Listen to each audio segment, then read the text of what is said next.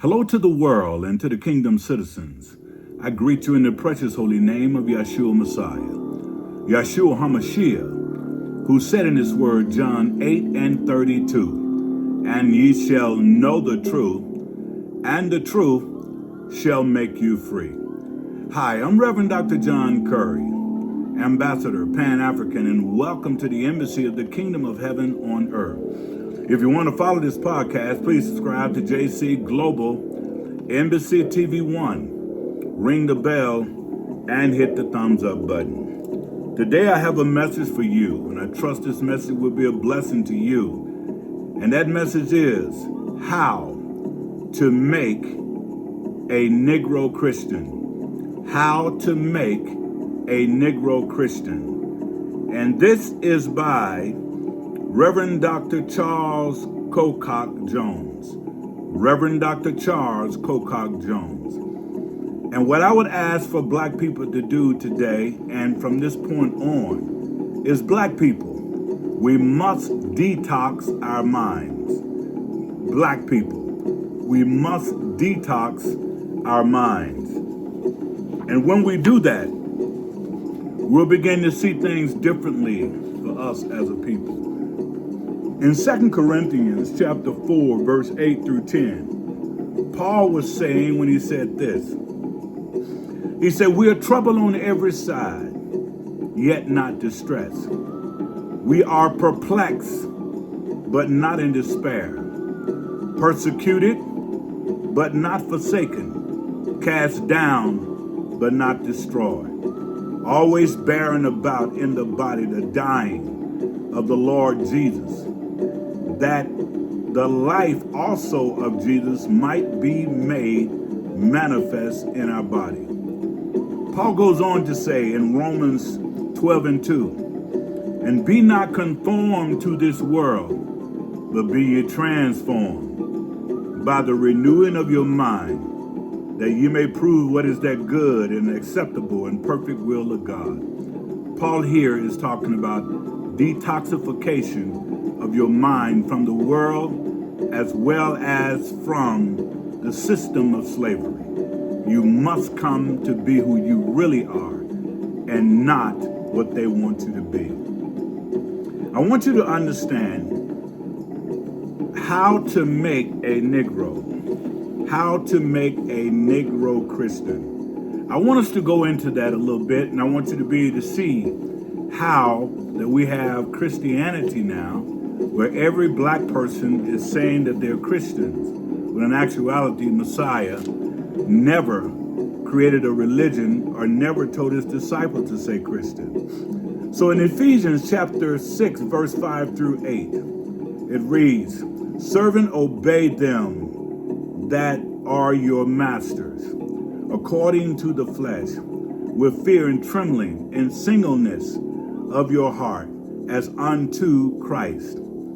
Verse 6, it says, not with eye service or men pleasers, but also servants of Christ, doing the will of God from the heart, with good will, doing service as to the Lord and not to men, knowing that whatsoever good any man doeth, the same shall receive the Lord, whether he be bond, that's a slave, or free.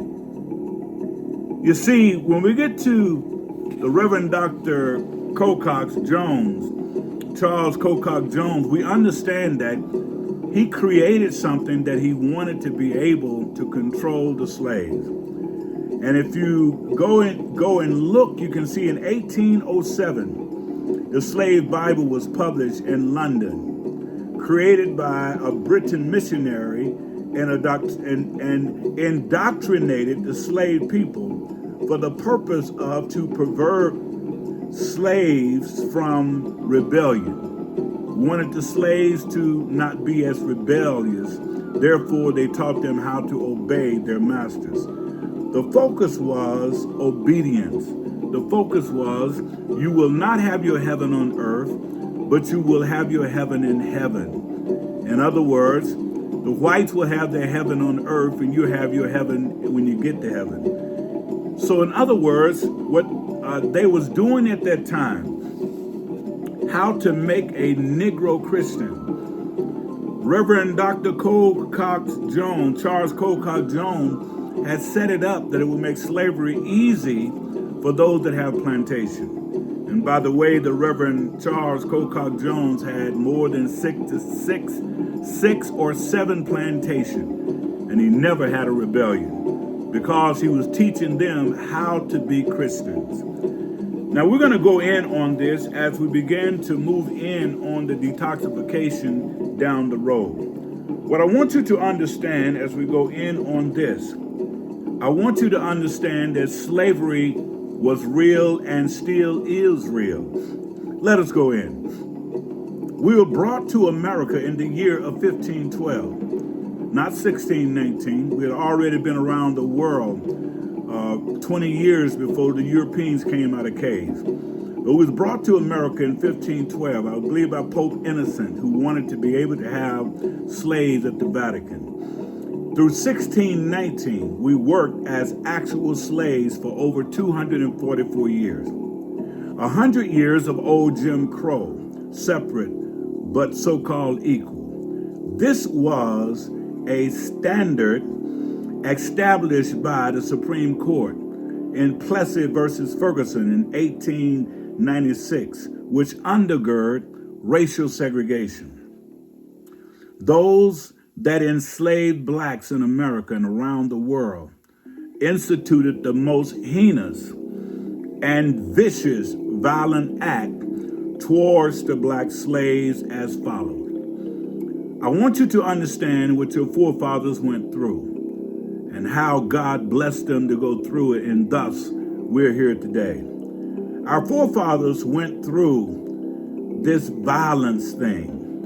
The world instituted the most violent and vicious act toward black slaves.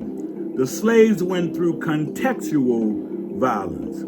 This is strategic violence, territorial violence, retaliatory violence, ritualistic violence.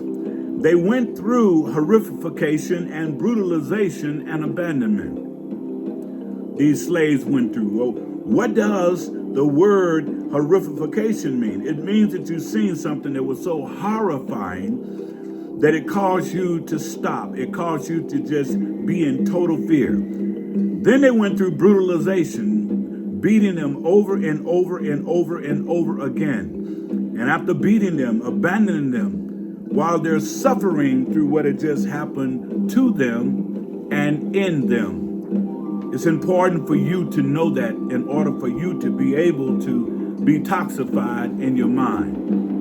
Now, when we look at it even farther, the trauma from slave can actually pass on through your genes. The epigenetic by Dr. Rachel Yahadu, a professor of psychiatry and Icahn School of Medicine at Mount Sinai, conduct a depth of research into the epigenetics and the intergenerational transmission of trauma, and that is slave trauma. What that means is that the slaves of old and ancestry can really have passed on some of those genes pooled to us. And now we're finding ourselves dealing with slave trauma, even though it's been 250 plus years ago. Slave experience also transgenerational transmission of slave pathology. Sociologist Joy DeGruy have studied post-traumatic slave syndrome. She's also studied Stockholm syndrome, when the victim loves their captors more than themselves. It's important for you to know, according to Dr. John Henry Clark, one of my mentors, he said at least 3 to 5% of all black people in the continent of Africa and throughout the world, 3 to 5% have already fallen in love with the slave master. So if you have 100 black people want to do something right and pool together and be together as one people, he said of that 100%, there's going to at least be 5% of them that are going to want to go with the ideology of the white man. And this is why we're where we're at today. We have not yet learned how to detox ourselves through detoxing from colonization and getting the black mind to be able to do something that is meaningful. And detoxing from colonization is a meaningful activity, discipline, meaning that you have to practice to heal from the forces of slavery and colonialism that perpetuates the subjugation and exploration and the exploitation of blacks' mind, body, spirit, and land. You see, we have been going through this continually. Yes, it's been 446 years right now. We're moving to America, 250 years of America being America, but through all of that, we have been involved with this brainwashing of slaves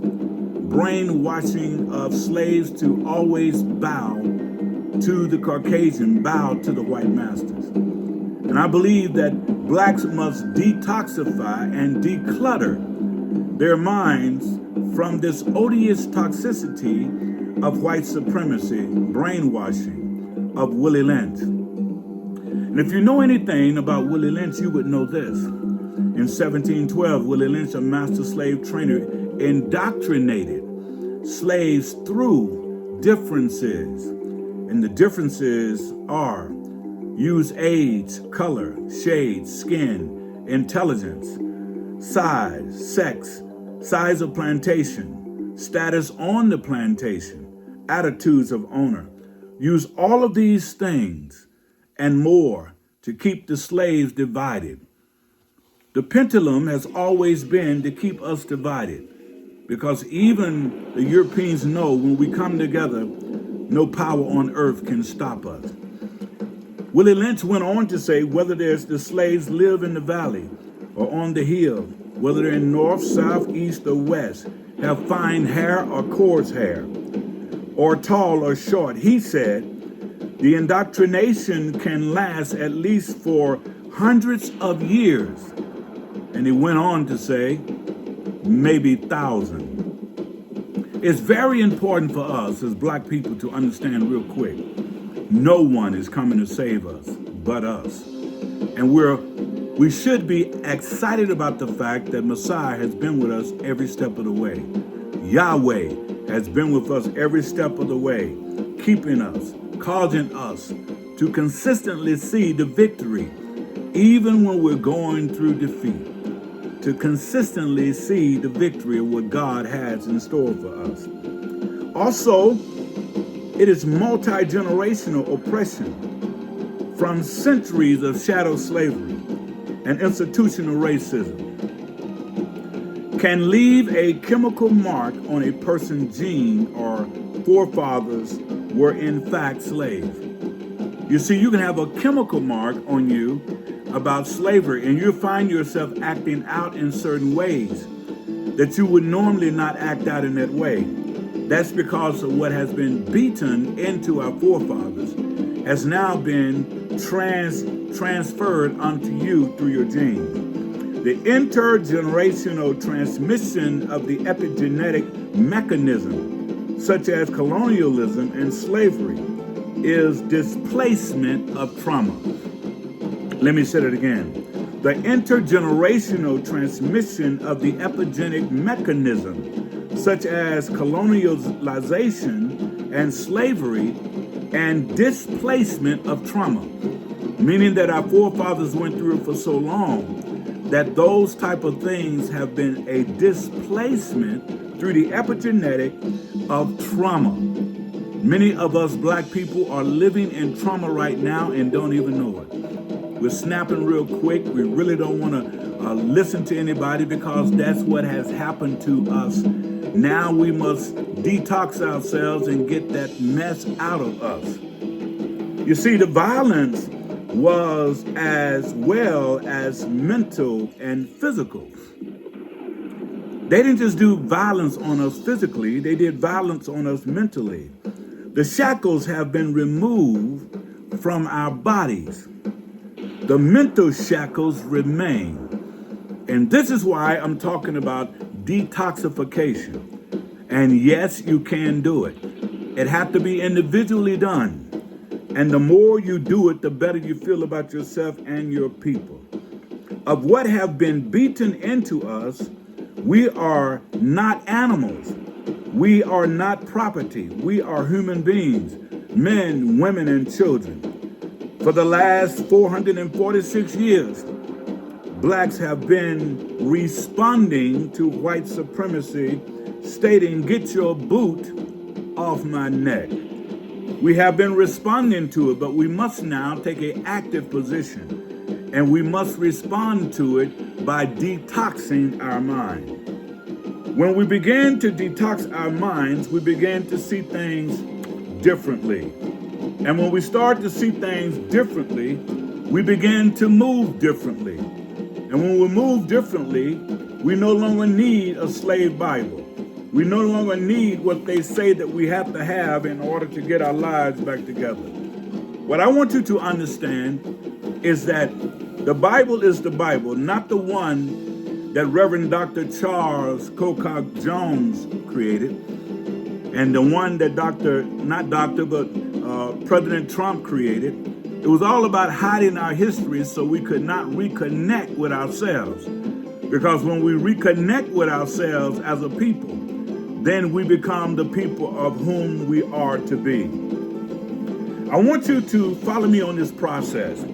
This process is black people, we must detox our mind. Here is the process. The detoxification refers to the brain naturally processing and removing toxins, primarily toxins that basically cause our brains to not detox, but cause us to believe what was said about us. And we must break through that pile of detoxification, because all that is designed to do is to keep us as 21st slaves in modern America. So when we do that, then this person must put him or herself on a specialized diet. On what? To read the right material, to see the right stuff, to hear and say what we know is true and right about us as a people. In essence, that means we must declutter our mind from the propaganda and the white psychosocial brainwashing propaganda, which is meant to influence your behavior, attitude within the system of white supremacy. They want the same Negroes that they had during slavery. But we are new. We are the children. We are the great-great-great-grandchildren of those Negroes. We must learn to detoxify our mind. And as we detoxify our mind, then we move into who we really are. And when we move into who we really are as a people, there's nothing that any group on the planet can do with us, which would help us remove the psychosocial brainwashing propaganda, which is meant to influence our behavior and attitudes in this system of white supremacy. I want you to know that the human brain must be retrained. As blacks, our human brain must be retrained in order to detox itself from negative racist propaganda. You must read as many books as you can about the African glory story. The more your brain hear less of the toxin and hear more about the reality of who we are as a people, the more your brain will then begin to connect with DNA of your ancestors. Meaning that the more you read, the more you study, and the more you're around people that are going to tell you the truth about your history, then you begin to want to connect with Imhotep, a multi-genius. He was a multi-genius. He was the one that built step pyramids. He was the one that also was not only that, but he did many, many great things. And many of the people today do not want to talk about him. Then you want to connect with Mansa Musa. You want to connect with King Hannibal, Queen Cleopatra. You want to connect with Makeda, the Queen of Sheba, who is in the Bible as being talking to King Solomon. Then you want to connect to King Shaka Zulu, and many other outstanding Africans. Many other outstanding Africans that have done many, many great things. Our people have done many great things, from invention all the way to building the step pyramids, all the way to building the pyramids of the world globally. What I want you to know that we are a great people, but we have to individually detox our mind. We have to individually detox our mind and don't allow what the racist propaganda of what people say about us detox us anymore, because we are the most brilliant, we are the most excellent, we are the most creative, and yes, we are the most resilient. And when we come to study ourselves by detoxing ourselves, when we study who we were, we will know who we are. And when we know who we are, our minds will be detoxified. And when our minds are detoxified, we will move in the Black African pride of loving ourselves and being unified. God bless you. God keep you. I trust you can receive it.